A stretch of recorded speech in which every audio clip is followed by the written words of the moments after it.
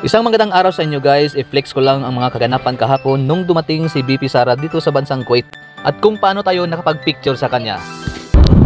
Isang napakainit na umaga sa inyo guys dito sa bansang Kuwait. So andito po tayo ngayon sa taxi, papunta po tayo ng Pintas. Gawa na nandito daw si Sara Duterte ngayon sa bansang Kuwait. So din tayo ngayon dito para sa suporta natin sa ating Vice Presidente. So ever since naman guys, so hindi ko nakita si Vice President Sara. So I hope ngayon na makapag-picture man lang tayo o kahit sa malayuan makikita natin siya. So kita-kits tayo doon. Let's go.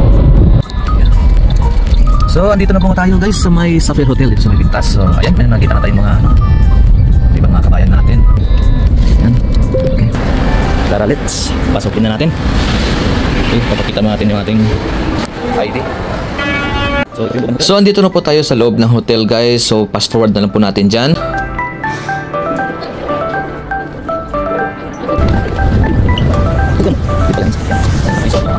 Sa wakas guys, andito na po tayo sa pinaka main reception kung saan gaganapin at antay natin si President Sara Duterte.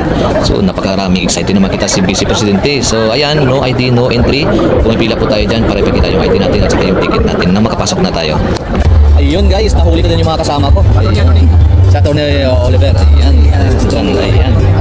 Mga artista ng Kuwait. Ayun. Pinolo. So habang nag-aantay po tayo kay Vice Presidente guys, so syempre sulitin natin yung 6 KD natin na entrance dyan. Andyan po lahat yung pakape nila, pabiskwit nila, unlimited coffee. At syempre dito po yung mga vloggers ng Kuwait and personal, namitan din natin sila. Ayun, Papa Benz. Sa ano aman, sa North Cotabato. Si Idol? Dito pa yung isang Idol? Ayun. Karoon po yung mga kababayan, napakapuki. Ayun, mga artista. At syempre andyan din si Madam Maxi Santiago, yung newscaster natin dito sa may Kuwait. Sa pag-umpisa po ng program, syempre papatalo po tayong mga Pilipino pagdating sa larangan ng kantahan, sasayawan, at syempre iba din ang banat ni Kuya na patumpeta.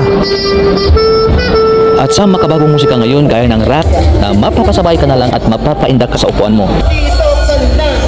At lalong hindi mawala ang mga kulturang sayaw natin mga Pilipino na hanggang ngayon ay sinasayaw pa rin saan mang dako ng mundo.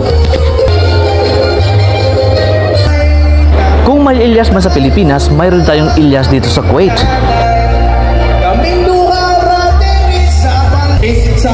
Ilyas ba talaga o Android? At syempre, maiksi ng parapol pa, kaso nga lang hindi tayo pinalad. Sa wakas guys, sa 3 oras po natin pag-aantay sa ating pinakaabangan na Vice Presidente, dumating po sa sakto alas 3 ng hapon. Siyempre sa sobrang exciting na mga tao na makita si Vice Presidente, hindi mapigilang magpagtulakan, sigawan, hiyawan.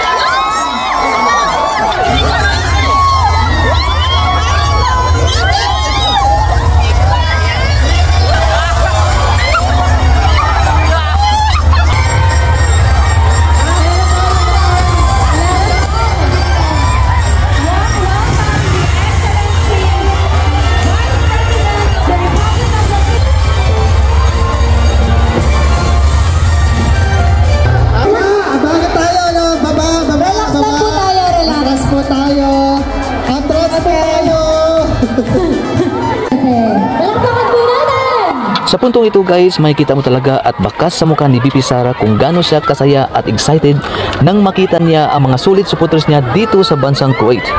Para bagang hindi siya makapaniwala kung gaano kasaya ang reaksyon ng mga tao nang makita siya.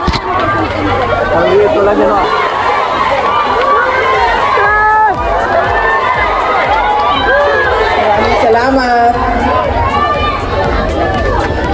Mahal ko kayo, kaya ako nandito.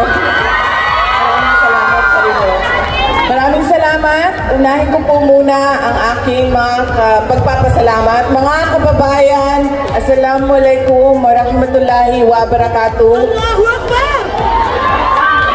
Magayaw, maayong adlaw kaninyong tanan. Magandang araw sa inyo lahat. Yung pang mga naririnig ninyo ako ng maayos. Muna ang aking Salamat dahil ito po ang ating pagtitipon ngayong... So nung malapit na matapos yung speech ni BP Sara at in-announce na pa-picture time. Ayun. Ayan.